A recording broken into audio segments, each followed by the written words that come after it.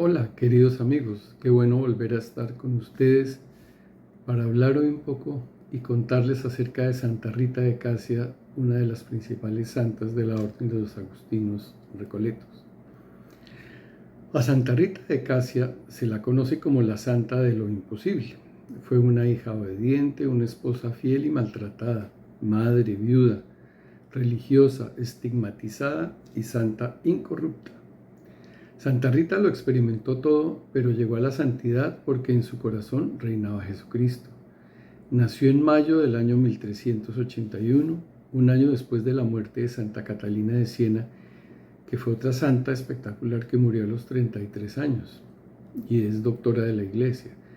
La casa natal de Santa Rita está cerca del pueblito de Casia, entre las montañas, a unas 40 millas de Asís, en la Umbría, que es una región en el centro de Italia. Su vida comenzó en tiempo de guerras, terremotos, conquistas y rebeliones, países que invadían a países, ciudades que atacaban a ciudades cercanas, vecinos que se peleaban con los vecinos, hermanos contra hermanos.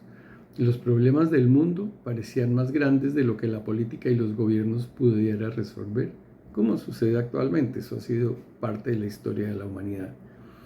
A sus padres muy devotos se los conocía como los pacificadores de Jesucristo, pues los llamaban siempre para apaciguar todas las peleas que había entre vecinos.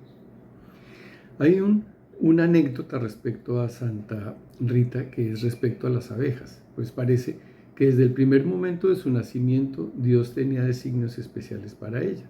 Según la tradición, desde que era bebé, mientras dormía en una cesta, abejas blancas se agrupaban sobre su boca, depositando en ellas la dulce miel, sin hacerle ningún daño y sin que la niña llorara para alertar a sus padres.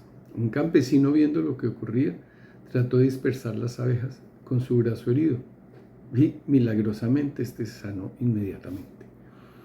Después de 200 años de la muerte de Santa Rita, las abejas blancas surgían de las paredes del monasterio donde ella vivió gran parte de su vida durante la Semana Santa de cada año y permanecían hasta su fiesta, que es el 22 de mayo. Luego retornaban a su inactividad hasta la Semana Santa del siguiente año. El Papa Urbano VIII, sabiendo lo de las misteriosas abejas, pidió que una de ellas le fuera llevada a Roma. Después de un cuidadoso examen, le ató un hilo de seda y la dejó libre. Esta abeja se descubrió más tarde en su nido en el monasterio de Casia, a 138 kilómetros de distancia.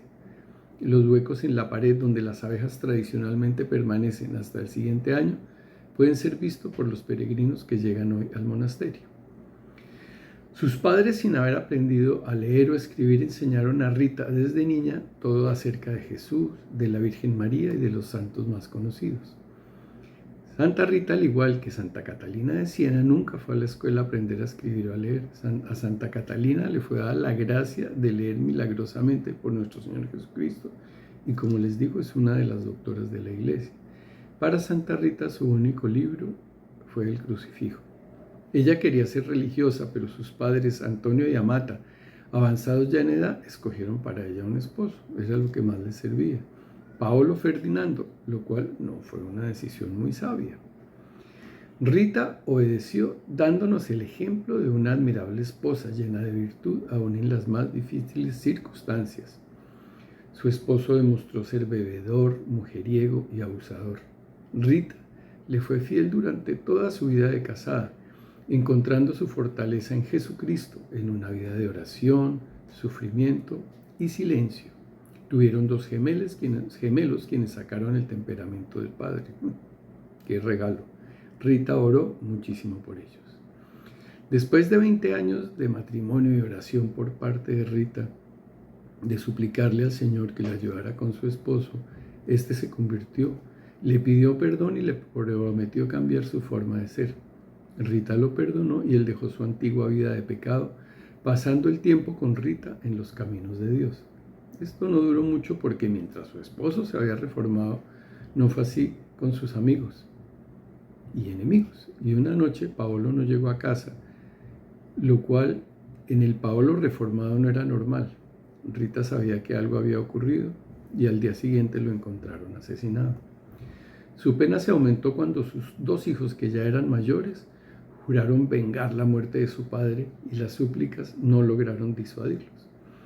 Fue entonces cuando Rita, comprendiendo que más vale salvar el alma que vivir mucho tiempo, rogó al Señor que salvara las almas de sus dos hijos y que tomara sus vidas antes de que se perdieran para la eternidad por cometer un pecado mortal. El Señor respondió a sus oraciones. Los dos padecieron una enfermedad fatal. Durante el tiempo de enfermedad, la madre les habló dulcemente del amor y el perdón, y antes de morir, lograron perdonar a los asesinos de su padre. Rita estuvo convencido de que ellos estaban con su padre en el cielo. Al quedar sola, no se deja vencer por la tristeza y el sufrimiento y quiso entrar al convento de las hermanas agustinas, pero esto no era fácil de conseguir. No querían una mujer que había estado casado y que había tenido su esposo una muerte violenta, lo que había dejado una sombra de duda. Ella se volvió de nuevo a Jesús en oración y ocurrió entonces un milagro. Una noche, mientras Rita dormía profundamente, oyó que la llamaban: Rita, Rita, Rita. Esto ocurrió 3 veces y a la tercera vez Rita abrió la puerta y allí estaban, imagínense quién, San Agustín, San Nicolás de Tolentino y San Juan el Bautista, del cual ella había sido devota desde muy niños. Ellos le pidieron que lo siguieran. Después de correr por las calles de Rocaporena, pasar por el pico de Escoglio, donde Rita siempre iba a orar, sintió que la subían en el aire y la empujaban suavemente hacia Casia. Se encontró arriba del monasterio de Santa María Magdalena, en Casia. Entonces cayó en éxtasis. Cuando salió del éxtasis se encontró dentro del monasterio.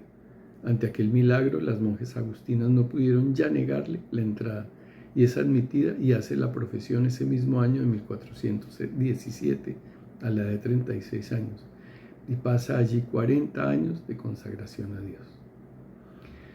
Durante su primer año, Rita fue puesta a prueba no solamente por sus superioras, sino por el mismo Señor. Un día Rita fue puesta a prueba por su madre superiora, y como un acto de obediencia le fue ordenado el regar cada día una planta muerta. Rita lo hizo obedientemente y de buena manera. Una mañana la planta se había convertido en una vid floreciente y dio uvas que se usaron para el vino sacramental y hasta este día sigue dando uvas. Rita meditaba muchas horas en la pasión de Cristo, meditaba en los insultos, los rechazos y las ingratitudes que sufrió en su camino al Calvario. Durante la Cuaresma del año 1443 fue a Casia un predicador llamado Santiago de Montebrandone, quien dio un sermón sobre la pasión de nuestro Señor que tocó tanto a Rita que a su retorno al monasterio le pidió fervientemente al Señor ser partícipe de sus sufrimientos en la cruz y recibió así los estigmas y la marca de la corona de espinas en su cabeza. La mayoría de los santos que han recibido este don exudan una fragancia celestial. Sin embargo, las llagas de Santa Rita exudaban un olor a podrido, por lo que debía alejarse de la gente. Y por 15 años vivió sola, lejos de sus hermanas monjas. Solo había una que la cuidaba. El Señor le dio una tregua cuando quiso ir a Roma para el primer año santo. Jesús removió el estigma de su cabeza durante el tiempo que duró la peregrinación. Tan pronto como llegó de nuevo a casa, el estigma volvió a aparecer, teniéndose que aislar de nuevo. Los últimos años de su vida fueron de expiación. Una enfermedad grave y dolorosa la tuvo inmóvil sobre su humilde cama de paja durante 4 años. Ella observó cómo su cuerpo se consumía con paz y confianza en Dios. Durante la enfermedad, a petición suya, le presentaron algunas rosas que habían brotado de manera prodigiosa en el frío invierno en su huertecito de Rocaporena. Ella las aceptó, sonriente como don de Dios, y por eso es que el día de la fiesta de Santa Rita se bendicen las rosas en la iglesia. Como ejemplo de vida, Santa Rita nos muestra cómo recorrió el camino de la perfección de la vida purgativa, iluminativa y unitiva. Conoció muchísimo el sufrimiento y en todo creció en caridad y confianza en Dios. Ese es un ejemplo muy grande que tenemos de ella. El crucifijo era su mejor maestro. Es en las almas puras como las de ella, en la que Dios puede hacer portentos sin que por esto se desenfrenen y caigan en el orgullo espiritual. Al morir, su celda se iluminó y las campanas tañeron solas por el gozo de un alma que entró al cielo. Su muerte acaecida en 1457 fue su triunfo. La herida del estigma desapareció y en su lugar apareció una mancha roja como un rubí, la cual tenía una deliciosa fragancia. Debía haber sido velada en el convento, pero por la muchedumbre tan grande que asistió se necesitó la iglesia. Permaneció allí y la fragancia nunca desapareció. Por eso, nunca la enterraron. El ataúd de madera que tenía originalmente fue reemplazado por uno de cristal y ha estado expuesta para veneración de los fieles desde entonces. Multitudes todavía acuden en peregrinación a honrar a la santa y a pedir su intercesión ante su cuerpo que permanece incorrupto. León XIII la canonizó en 1900. ¡Qué ejemplo de vida para nosotros!